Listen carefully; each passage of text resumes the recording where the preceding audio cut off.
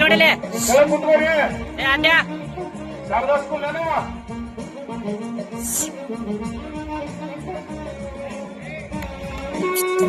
ದಯವಿಟ್ಟು ಎಲ್ಲ ವಿದ್ಯಾರ್ಥಿಗಳು ವಿದ್ಯಾರ್ಥಿನಿಯರು ಕುಳಿತುಕೊಳ್ಬೇಕು.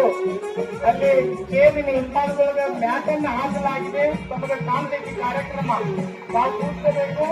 ಯಾರು ವೇದಿಕೆಯೊಳಗೆ ಸರ್ಕಾರದ ಮಟ್ಟದೊಳಗೆ ಅದು ಮಾಹಿತಿಯನ್ನ ಹೋಗ್ಲಿಕ್ಕೆ ನಮ್ಮ ಎಲ್ಲ ಮಾಧ್ಯಮಗಳ ಮಿತ್ರರು ವಿಶೇಷ ಪ್ರಯತ್ನ ಮಾಡ್ತಾ ಇದ್ದಾರೆ. ನಮ್ಮ ಎಲ್ಲ ಮಾಧ್ಯಮಗಳ ಮಿತ್ರರಿಗೆ ಧನ್ಯವಾದಗಳನ್ನು ಸಲ್ಲಿಸುತ್ತಾ ಸರ್ಕಾರಿ ನೌಕರರ ಸಂಘದ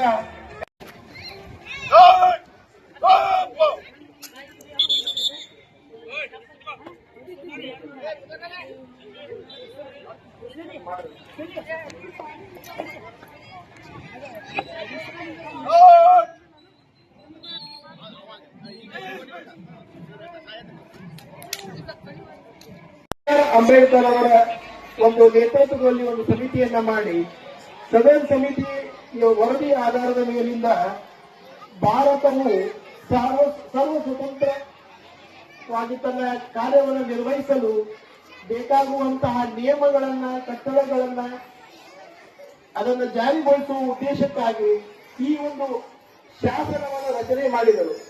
ನಮ್ಮ ಸಂವಿಧಾನ ಜಗತ್ತಿನಲ್ಲಿ ಅತಿ ದೊಡ್ಡದಾದ ಒಂದು ಸಂವಿಧಾನವಾಗಿದೆ.